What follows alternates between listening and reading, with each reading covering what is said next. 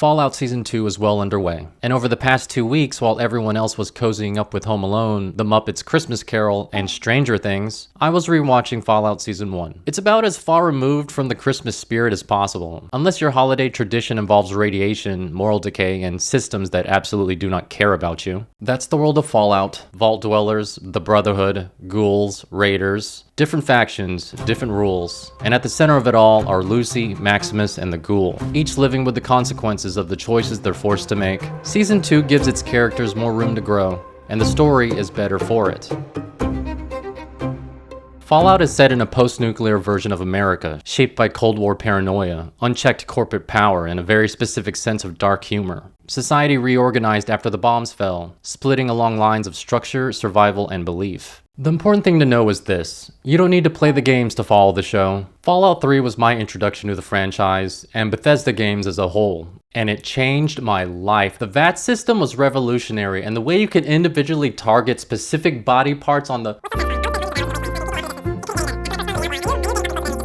Season 1 is built to stand on its own. It's a story within the confines and rules of the Fallout universe. It also carries Fallout's signature wit, where jokes sit alongside sudden, unflinching violence. The gore reinforces how casually brutal this world has become. What makes the series work so well is its universe. This is a setting born from destruction. Everything feels lived in, worn down, repurposed, and adapted over time. Dilapidated structures, makeshift houses, shanty towns. All of it adds to the world's charm and visual identity. The contrast between spaces does much of the storytelling. Vaults appear clean, controlled, and carefully maintained. Wasteland survivors adapt to scarcity and violence. And factions like the Brotherhood of Steel work to impose their own version of order on a broken world. That conflict for dominance is baked into Fallout's identity from the ground up. The universe draws heavily from a retro futuristic vision of 1940s and 1950s America, blending advanced technology with mid-century aesthetics. A world marked by ideological tension where capitalists and communists are locked in conflict, which somehow still feels familiar. Fallout is dark, but funny.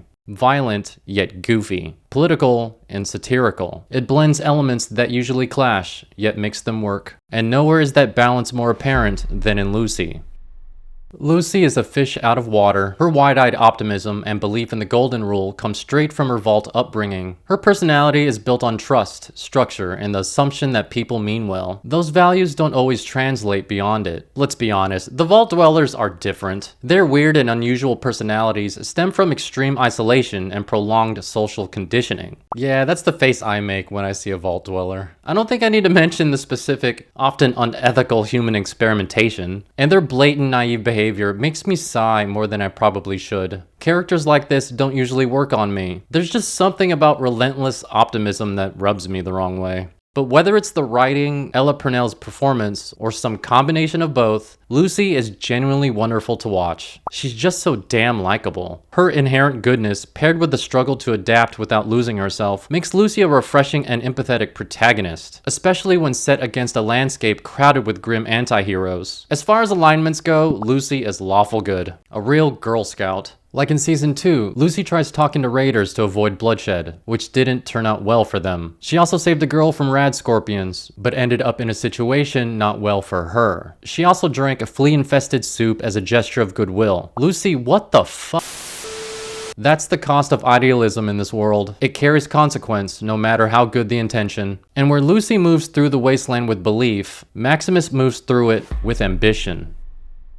Ambition is a sneaky thing. It pushes people beyond the status quo and to overcome challenges. But a little doubt and resentment will twist it into something self-serving. That's Maximus, in a nutshell. Maximus has wanted to be a knight his entire life, and the writing leans hard into that ambition. For years, he had to endure some challenges. Getting into fights, dealing with crap, scooping crap, burying crap. You see early on that he has pent-up emotions. He clearly has something to prove, but there always seems to be someone in the way, and an opportunity presents itself with Knight Titus. Given his character, Maximus did what he thought was best for himself and the Brotherhood. And let's be real, Knight Titus didn't exactly exude chivalry. All I gotta say is, if your HP is at 1%, it's probably not the best idea to belittle the one person who can save you. Ambition has a way of justifying even the worst decisions. In Season 2, Maximus is now a knight within the Brotherhood Brotherhood of Steel. He's the right-hand man to Elder Cleric Quintus, who wants to unite the neighboring chapters, the Coronado, Yosemite, and Grand Canyon under one banner. Quintus wants to form an alliance. His vision is to seek independence from the Commonwealth. I'm not entirely sure what the Commonwealth means in this context. I do know that in Fallout 4, the Commonwealth is centered around the area of Boston, Massachusetts. It's known for the railroad, the Institute, and Nick the Synth Valentine. If Nick is ever in the show, I'd be over the moon. In any case, it'll be interesting to see what role Maximus will play in the Brotherhood, because it sounds like a war is brewing.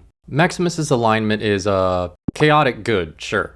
Love him or hate him, the show would not be Fallout without the Ghoul. He's the show's anti-hero, more or less. His cynical, pragmatic approach stems from his troubled past and 200 years of hard living in the wasteland. The Ghoul is a survivor who accepts the wasteland's harsh realities, believing you do what's necessary to get by. And the fact that he's a cowboy makes him a walking remnant of American myth, self-reliance, pride, fairness, an eye for an eye, or in his case, a finger for a finger. Lucy may be a Girl Scout, but she definitely has some grit. In Season 2, the Ghoul pairs up with Lucy to find her father. They trek into new territory and eventually find themselves in the ruins of New Vegas. Here is where the series finally gets up to speed. We are introduced to 3 factions: the Commonwealth, as mentioned earlier, the Legion, an imperialistic dictatorship run by a guy who wants to be Caesar. No, not this Caesar, this Caesar.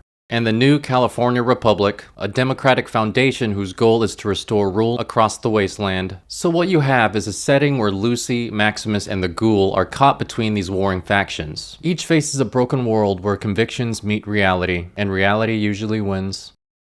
What alignment is the Ghoul? I also wanted to mention a few other notable characters. First is Norm. He really grew on me in Season 1, and I'm glad this season gives him more room to develop. He may seem small in stature, but he sees things that others overlook, and his ability to think quick on his feet will matter more than brute strength ever could in this world. I'm curious how Norm will lead this next batch of Vault Dwellers, or whatever name you want to give these privileged corpos. Hank made his way to Vault Tech headquarters in New Vegas. He found new technology that I would assume is meant to bring others under his control, surprising no one. Control is the common thread in the wasteland, and the mystery behind Vault Tech, and who's really pulling the strings, is finally starting to surface. And then there's Thaddeus. Oh Thaddeus, what hast thou become of thyself? In Season 2, Thaddeus now works as a floor manager at a bottling plant, one that doubles as a factory and an orphanage. If you're wondering how and why he ended up there, yeah, me too. Soon after, Thaddeus is confronted by Xander of the Brotherhood of Steel, who calls him an abomination and readies his weapon. Let's just say the Brotherhood of Steel aren't exactly a forgiving bunch when it comes to ghouls. The whole situation puts Maximus right back in a familiar spot. Alas, what cruel dilemma this is. With 3 episodes down, we're nearly halfway through Season 2. We're only given 8 episodes again. Yeah, I know. I imagine it's because of high production costs, narrative focus, and modern streaming strategies. Still, I'm excited for this season. The characters in Fallout are compelling and layered enough to hold the story together, even when the world itself feels overwhelming. The tone, look, and feel strike a balance that respects the source material while remaining accessible to newcomers. New factions like the Commonwealth and the Legion cause the region to open up, creating new points of tension. And with the introduction of the Relic, the power across the wasteland is beginning to shift. Whatever comes next won't be decided by ideals. It'll be decided by who controls it. Let's just hope it isn't the same people who broke it the first time. Thanks for watching, and as always, remember to save your progress before Lucy loses another finger. If you made it to the end of the video, please consider liking and subscribing. It really helps the channel. Thanks, and Happy New Year.